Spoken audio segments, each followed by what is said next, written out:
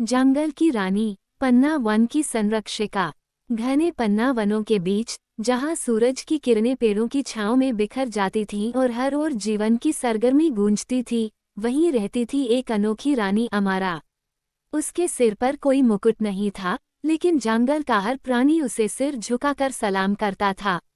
अमारा का जन्म चंद्रफूल वृक्ष के नीचे हुआ था, एक ऐसा पवित्र वृक्ष जो 10 वर्षों में केवल एक बार खिलता था। बुजुर्ग कहते थे कि जंगल ने उसे चुना था, उसे पशुओं से बात करने की शक्ति थी, पेड़ों की सांसें महसूस करने की कला और जरूरत पड़ने पर प्रकृति की ऊर्जा को बुलाने का वरदान। 16 वर्ष की उम्र तक वह शिकारी दलों को चकमा दे चुकी थी, घायल बाघों की मरहमटी कर चुकी थी और ऊंचे वृक्षों पर रहने वाली जनजातियों से गहरी मित्रता कर चुकी थी। उसका सिंहासन सोने का नहीं, लताओं से बुना हुआ था।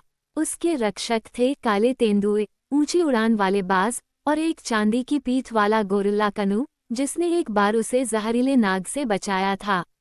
वो डर से नहीं, प्रेम और न्याय से राज करती थी। हर पेड़, हर नदी और हर जानवर उसकी शरण में था। लेकिन हर शांति को एक दिन चुनौती मिलती है। एक सुबह जंगल में धुएं की गंध फैली। मशीनें आ गई थीं, लोहे के दांतों से धरती को काटने के लिए।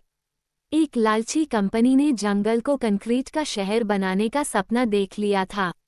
अमारा उस साफ मैदान के किनारे खड़ी थी, उसके चेहरे पर पत्तों और लाल मिट्टी से बना युद्ध श्रृंगार था। जैसे ही उसने हवा में फुसफुसाया, पक्षी उड़ गए और जंगल में नगाड़ों की आवाज गूंज उठी। हर छाया से उसकी सेना निकली, बाघ, योद्धा और जंगल की आत्माएं जो उसकी पुकार पर जाग उठी थीं। युद्ध भयानक था, पेड़ कांप उठे, नदियां उग्र हो गईं और ऐसा लगा जैसे खुद जंगल ने लड़ाई लड़ी हो।